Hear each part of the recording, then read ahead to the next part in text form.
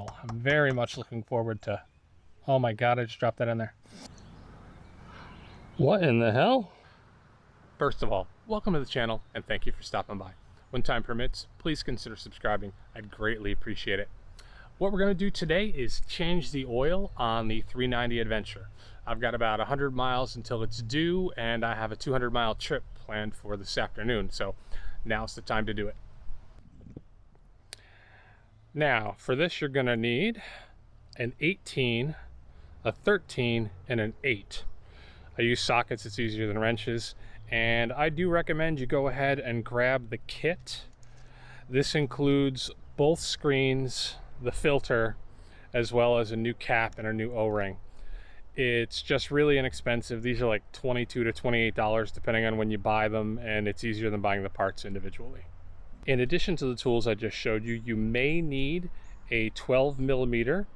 This will allow you to loosen the exhaust nuts and move the exhaust slightly. And it may be helpful to have a 13mm wrench because you can move the exhaust just a little bit if you need to, and then use a wrench for that particular screen. This is the first oil change I've had to use those, so if you haven't tinkered with your exhaust the way I have with mine, you may not need to use those.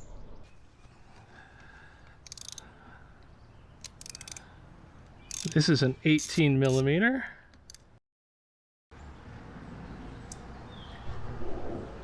Yeah, right on the exhaust. I think it's unavoidable, that's why I like to cover it. Now, the last time I changed the oil, the screen had very little metal on it, almost nothing. The first time it was just coated. Curious to see what we look like now. Oh, there's definitely, yeah, there's definitely more metal on there than I expected. Let that drain for a couple of minutes. We're gonna go ahead and put a new one in. I'll get just a little bit of this. Lube up our O-ring. Now, I am sure this is a very decent screen.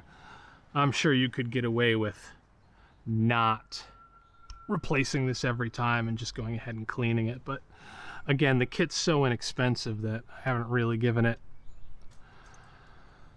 a second thought. Buy the kit, put it in. Again, it's actually, I mean, this part right here, I can't imagine why you would have to replace it, but it does come with the kit. Now, this is not a standard Japanese style with a crush washer. This is just rubber. So you're supposed to torque this to 11 pounds, I believe. I do not do that. I just put it on reasonably tight and then give it a little corner turn. It's never leaked, it's never been a problem. And at this point, I don't think my torque wrench is calibrated anymore, so best guess. Okay, you have a couple of options here. This is our 13mm end screen. Now, I was able to get that out with a socket previously, but I have seen videos where people can't, and sure enough, I can't get my socket on that today. I'm not sure if it's when I had the exhaust off for the Black Dog, maybe I moved it slightly over to the left or something, but I'm just gonna go ahead and use a 13mm wrench and see if I can get that out of there. Of course, this is fairly long. I don't know if I can actually get it out without moving the exhaust. I might need to do that, but we're gonna try this first. So I'm not sure what I did to my exhaust to make it in the way, but it's definitely in the way now.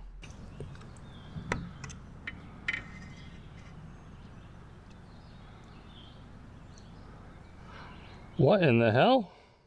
It looks like the gasket from the base deteriorated, and that's what I just pulled out of the engine. Okay, up here, the exhaust bolts are 12. I loosened them about 2 turns, and that gave me enough play to ever so slightly move the exhaust over. Now I should be able to go ahead and put the screen in. Perfect. Again, don't back those nuts off too much on the exhaust. You only need like 2mm. Once you get that 2mm, it's going to work for you.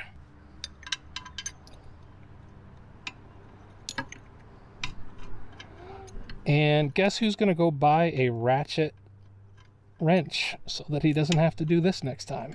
Okay, all we have left, we have done both screens, is our filter. I believe this torque's to like 8 or something. I will go ahead and put the torque specs for those that are interested down in the description. So third oil change, it's the first time I have had to move the exhaust, and I think it's my own fault. Again, when I put the skid plate on, I did move the exhaust ever so slightly. Hopefully I've moved it back, and we will find out in 4,500 miles.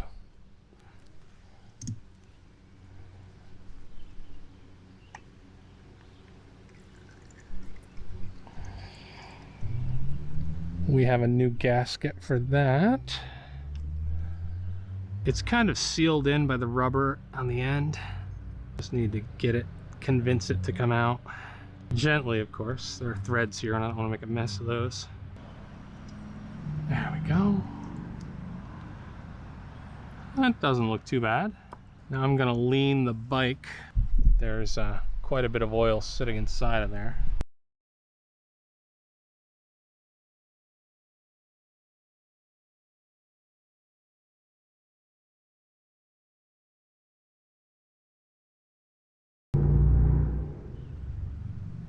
Nice to see there's no rubber or anything I'm pulling out of here. I lube everything that's rubber.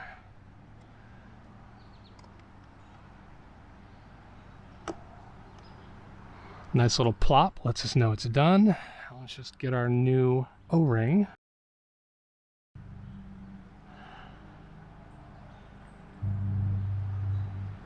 And my hands have plenty of oil on them, so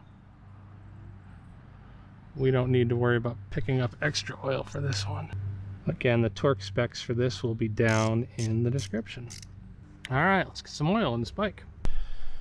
Okay, the manual says 1.7 liters of 15W50. We're gonna put 1.7 liters in. Well, I hope something in this video was helpful. It's definitely less expensive to change your own oil, and it only takes you, well, without filming, about 20 minutes to do, maybe 30 if you're waiting patiently for the exhaust to cool down. If you stuck around this long, thank you very much. I greatly appreciate it, and take care.